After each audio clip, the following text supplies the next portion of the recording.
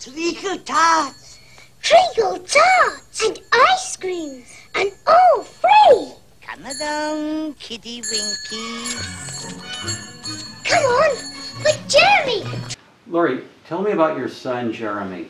Well, Jeremy saw all that was going on with Jessica, and she saw how the Church of Scientology turned Jessica against me as her parent before this all started. We did everything together. Now I have a child who's angry at me, doesn't want to talk to me. Jeremy said, Mom, I'll never do that to you. I promise you, Mom, my son and I were the best of friends.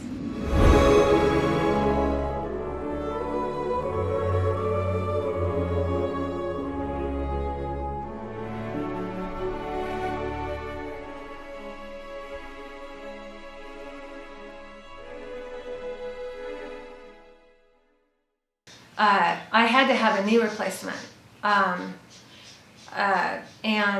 I was scheduled for surgery in November of 09, or 08.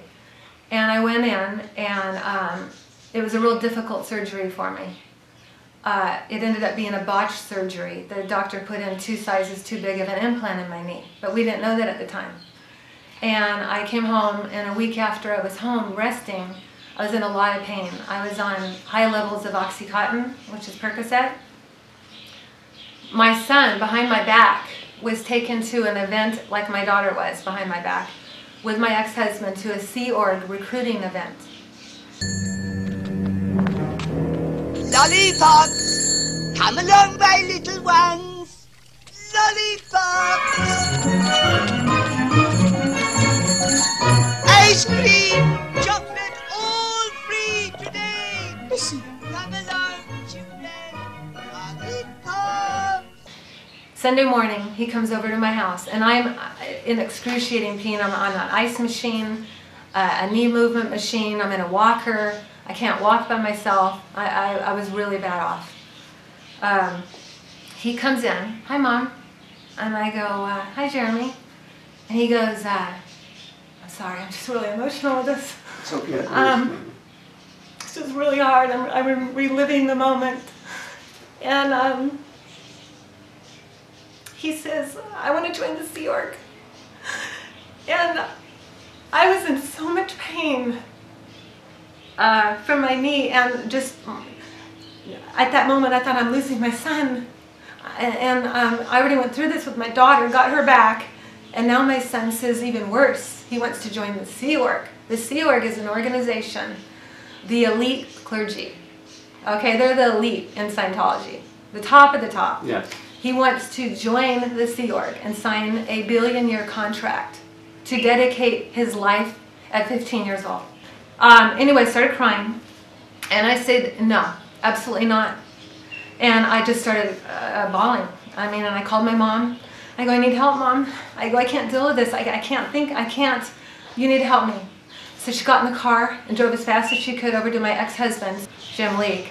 My mom drove over there and said, Jim, you need to call this off. Lori cannot handle this right now.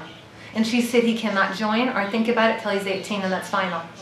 That evening, here comes Jeremy and says, Mom, I need to talk to you some more. I go, I'm not talking about the Sea Org. Okay. 5 minutes later, do you understand, Mom? This is my purpose in my life. Don't you want me to be happy? I'm doing this for you. I mean, you're my mom. I want to help save the planet. This is my calling. This is something I was meant to do. 100% sure, Mom, I want to do this. And he wanted to leave in a couple days. Well, now this sounds like he had been coached. Yes, he was coached all day to come back and see me that evening by the Sea Org recruiters, the elite clergy. He was coached by them and his father. Jeremy was 15 years old at this time. Yes. And they tried to get your And behind my permission. back, after I said no, he was coached all day to come and talk to me again. When they saw how hysterical and how upset I was. My husband came in, my current husband's CR, and he saw this. And he said, Jeremy, you need to leave right now. Jeremy didn't leave. He kept trying to handle me to let him go. My husband called Pat Weiner, the mission holder of San Jose, who was also our ethics officer to help us with family matters, and said, you need to stop this. Lori cannot do, she's going to end up back in the hospital. You need to stop it. And he said, there's nothing I can do. So they did not back off.